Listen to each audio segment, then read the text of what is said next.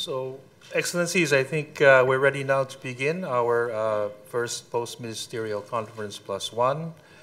This PMC +1 with Canada will take place as the first one today, and the Philippines is the country coordinator, and of course we are co-chairing with Canada. So first let me just open with some very brief welcome remarks, and then I'll give the floor to the co-chair. Excellencies, colleagues from ASEAN and Canada, as well as their respective delegations, I would like to extend a heartfelt welcome to the foreign ministers of the ASEAN member states and to Foreign Minister Chrystia Freeland of Canada. We are meeting today, as you know, under very special circumstances, marking, as we are, the 40th anniversary of ASEAN-Canada dialogue relations, which also coincides with our 50th anniversary for ASEAN, and also Canada's 150th anniversary of Confederation, so some big important dates. We are pleased to be able to personally congratulate Canada through Minister Freeland on the 150th birthday of a prosperous, generous, and proud country, as Prime Minister Trudeau has put it. A brilliant thread ties together the triple milestones before us, the vision of peace, security, and prosperity our peoples deserve. For Canada in 1867 and for ASEAN in 1967, the consolidation of shared interests makes perfect sense. In 1977, the coming together of ASEAN and Canada as new partners built a bridge of trans-Pacific friendship that has grown stronger on the back of shared values and mutual benefit. Even today, the anniversary themes of ASEAN 50 and Canada 150 converge in the ideal that our peoples must be the center of all our endeavors. And as we tackle our agenda in the next hour, we will recognize that we do so in their service. So I wish to thank you very much, and I now like to give the floor to my co-chair, Foreign Minister Freeland. Thank you very much, Enrique. My officials tell me you're known as Ricky, so I don't know if I'm allowed to say that. So thank you very much for that warm welcome. Thank you very much, colleagues, for all being here today. Thank you particularly to the ASEAN Secretariat and to the Secretary General. And I also wanted to say thank you for the honor that you're showing Canada by having us be the first meeting of the day. We really appreciate that. I wanted to start by saying to our Filipino hosts, mabuhay. We Canadians feel very, very comfortable and at home in the Philippines. We had a recent study, a recent survey showed that 7 million Canadians count neither English nor French as their first language. And probably the fastest growing language in Canada is Tagalog. I was saying to Ricky at the beginning, when we met briefly beforehand, that in my small town in the Canadian far north, Tagalog is now the second most spoken language. Only 10,000 people live there. So in addition to the institutional relationships that we'll be talking about today, Canada is very proud to have close human connections with the countries of ASEAN and with our host country today. Before I continue, I'd like to express my condolences to the people of the Philippines for those killed in Marawi at the hands of the Daesh-linked terrorists.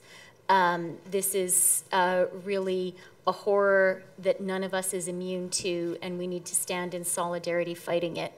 And you have Canada's deepest, deepest condolences.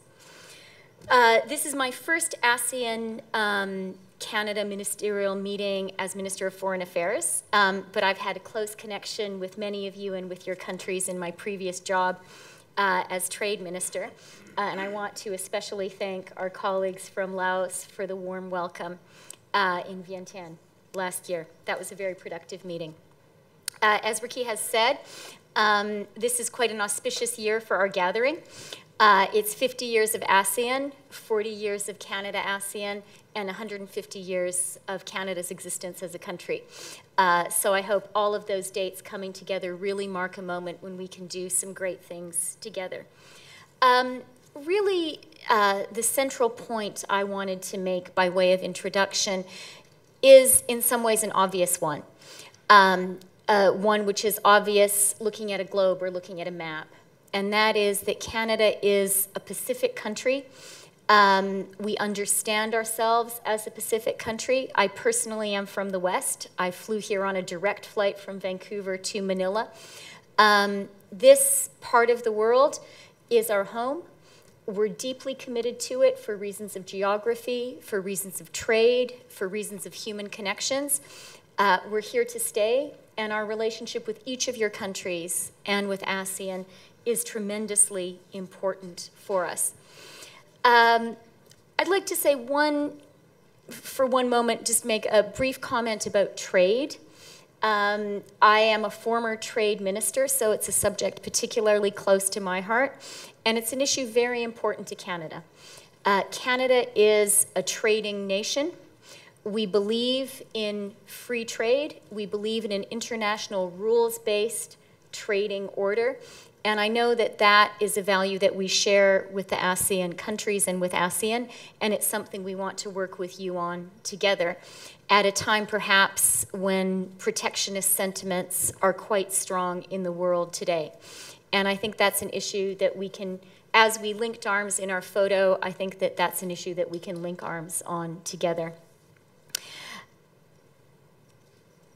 Earlier this year, I outlined in our Parliament the principles guiding Canada's foreign policy, and I hope to have a chance to speak about those in greater detail a little bit later. But our core goals internationally, supporting the international rules-based order, fighting climate change, fighting terrorism, empowering girls and women, these are goals which are nowhere more important than they are here in Asia and in our partnership with ASEAN. And we really believe that working together, we can advance those goals in a meaningful way.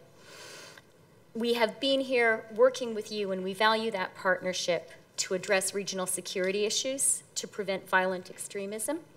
We're a founding member of the Global Terrorism Task Force, and we're in a strong position to help ASEAN members in our shared fight to prevent terrorism. We understand that talking about our partnership is important. Words are important, messages are important, but action is important too. And that's why in preparing for this meeting today, we put together a new program which we're very, very proud of to strengthen those people-to-people ties between Canada and ASEAN. And I'm very delighted to be announcing here today a 5-year, $10 million Canada-ASEAN scholarship an educational exchange for development program called SEED. This is a program which will be open to all ASEAN countries. It will equip students and mid-career professionals with a particular emphasis on women with critical knowledge and skills to help them to contribute to the fight against poverty. We're very proud of this. We love all the ASEAN students who are currently in Canada, and we really are excited about the prospect that with this program we will be able to welcome even more students from the ASEAN region and build on that people-to-people relationship. This is just one of the many examples of our growing relationship.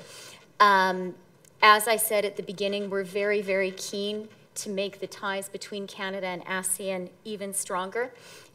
We hope one day to join the East Asia Summit and the ASEAN Defense Ministers Meeting Plus. And that's something that I hope we'll have a chance to talk about as well. I look forward to having a wonderful discussion in the 40 minutes that remain, and I thank you very much.